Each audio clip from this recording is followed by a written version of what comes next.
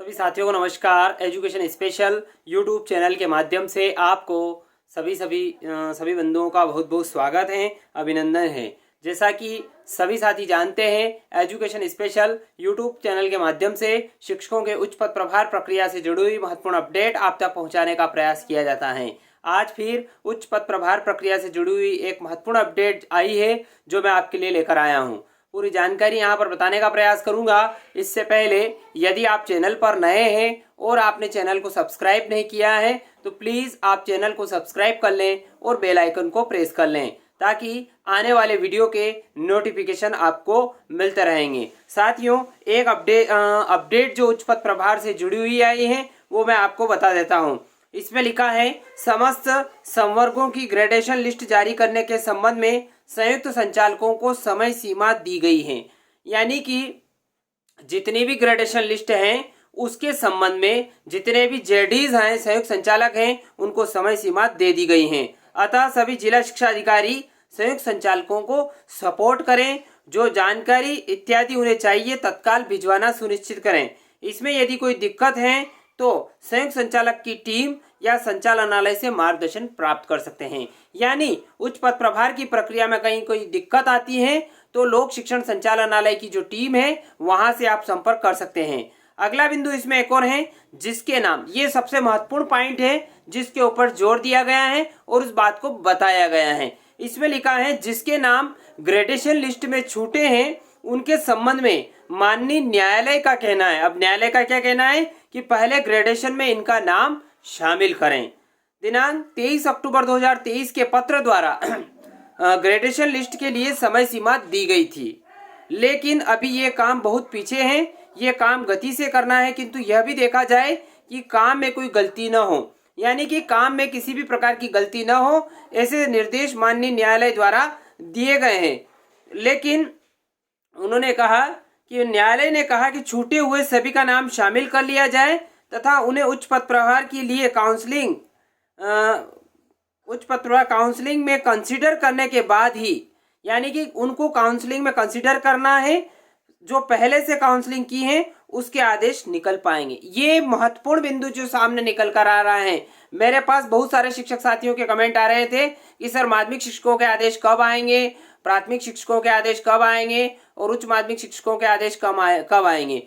तो उनके पीछे ये महत्वपूर्ण बात डीपीआई द्वारा समस्त जिला शिक्षा अधिकारियों और संयुक्त संचालकों को ये बात कही गई है कि कंसिडर करने के बाद पहले इनकी काउंसलिंग हो, उनके आदेश निकल पाएंगे। जो पहले से काउंसलिंग किए हैं उनके रूप आदेश जो है निकल पाएंगे। अतः इस बार में कोई भी लापरवाही नहीं हो, इस बात का विशेष रूप से ध्यान रखा जाए।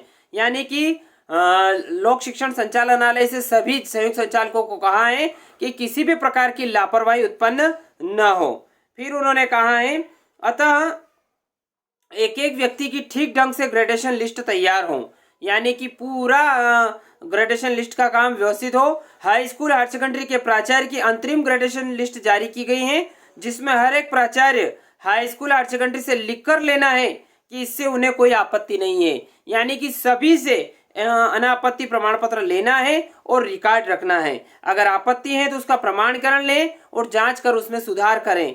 साथ ही साथ यदि कोई बाद में इस संबंध में कोर्ट में जाता है तो ये रिकॉर्ड काम आएगा। यानी कि आपसे आपत्ति अनापत्ति प्रारूप अ ब स ले लिया जाएगा तो उसके पश्चात आप कोर्ट की शरण नहीं जा पाओगे। इसलिए अपनी सूची को जरूर देख लें और अपना अ ब स प्रारूप जो भी लागू हो वो दें, क्योंकि इसके पश्चात जो है अगर आप कोर्ट में जाओगे तो आपका प्रारूप वो काम में आएगा। इसी के आधार पर जिम्मेदारी भी तय होगी। साथ ही साथ एक बिंदु और इसमें निकल कर आ रहा है कि व्याख्याता माध्यमिक शिक्षक यूडीटी की ग्रेडेशन लिस्ट के लिए संचालनालय से पत्र जारी किया गया है। यानी कि इनके लिस्ट के लिए संचालनालय से पत्र जारी किया गया है। पत्रानुसार अंतिम ग्रेडेशन समय सीमा में जारी करना है।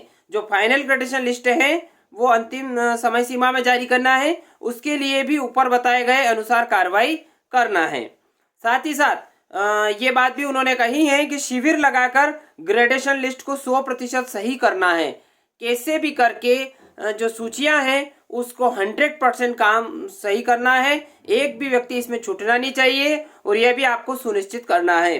अगर शिविर में कोई व्यक्ति नहीं आता है तो उसके खिलाफ कार्रवाई करें और यदि कोई व्यक्ति बीमार हो तो उससे मिलकर आपत्ति या अनापत्ति ले लें। और इस कार्य के लिए समय सीमा दी गई है 31 जनवरी 2024, यानी कि 31 जनवरी 2024 तक सभी सूचियों को कंप्लीट करना है और इसके पश्चात फाइनल ग्रेडेशन लिस्ट जारी हो जाएगी। और साथ ही साथ उन्होंने कहा है कि ये जो न्यायालयीन प्रकरण का निराकरण होगा उसके पश्चात ही जिन शिक्षक साथियों की काउंसलिंग हुई है उनके आदेश जारी होंगे, क्योंकि जिनका न्यायालयीन प्रकरण है उनको कंसीडर किया जाएगा, उनकी भी काउंसलिंग की जाएगी और उसके पश्चात समस्त संवर्गों के आदेश जारी होंगे। तो साथियों ये थी एक बहुत ही बड़ी अपडेट जो मैं यहाँ आपके लिए लेकर आया हूँ। आशा करता हूँ कि पूरी अपडेट यहाँ पर आपको अच्छी लगी होगी। यदि वीडियो अच्छा लगे तो लाइक करें, शेयर करें और इसी प्रकार के वीडियो प्राप्त करने के लिए चैनल को सब्सक्राइब करना न भूलें। बहुत बहुत धन्यवाद। जय हिंद, जय भारत।